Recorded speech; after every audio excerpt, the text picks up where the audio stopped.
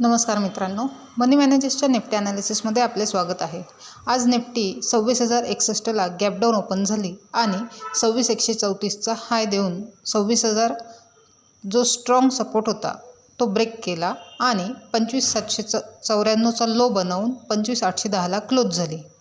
जवळजवळ 300 ते 350 निफ्टी ही डाऊन झालेली आहे।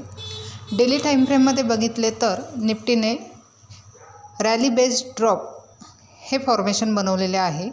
तसेच 1 आवर टाईम फ्रेममध्ये बघितले तर एकही कॅन्डल प्रिव्हियस कॅन्डलच्या वर क्लोज झालेली नाही, त्यामुळे शॉर्ट टर्म ट्रेंड निगेटिव्ह झालेला आहे आणि 25,700 हा एक सपोर्ट आहे।